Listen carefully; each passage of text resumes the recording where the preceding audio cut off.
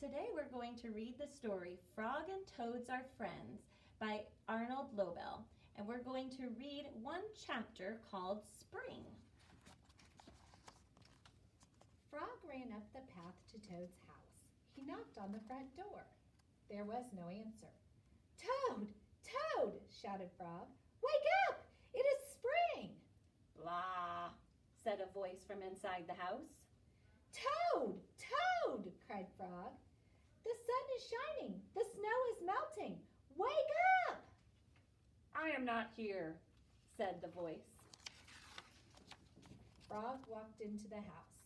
It was dark. All the shutters were closed. "Toad, where are you?" called Frog.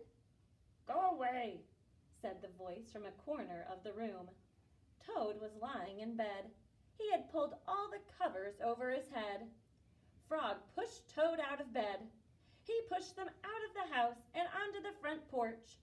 Toad blinked in the bright sun. Help, said Toad. I cannot see anything. "Don't be silly," said the frog. "What you see here is the clear, warm light of April, and it means that we can begin a whole new year together, Toad." "Think of it," said Frog. "We will skip through the meadows and run through the woods and swim in the river. In the evenings, we will sit right here on this front porch and count the stars." You can count them, Frog, said Toad. I will be too tired. I am going back to bed. Toad went back into the house. He got into the bed and pulled the covers over his head. "But Toad," cried Frog, "you will miss all the fun." Listen, Frog, said Toad. How long have I been asleep?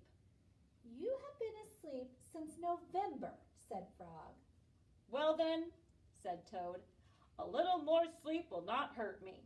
Come back again and wake me up at about 1/2 May. Good night, Frog. "But Toad," said Frog, "I will be lonely until then." Toad did not answer. He had fallen asleep. Frog looked at Toad's calendar. The November page was still on top. Frog tore off the November page. He tore off the December page and the January page, the February page and the March page. He came to the April page. Frog tore off the April page too. Then Frog ran back to Toad's bed. "Toad! Toad! Wake up! It is May now!" What? Said Toad. Can it be May so soon? "Yes," said Frog. "Look at your calendar." Toad looked at the calendar. The May page was on top. Why, it is May, said Toad as he climbed out of bed.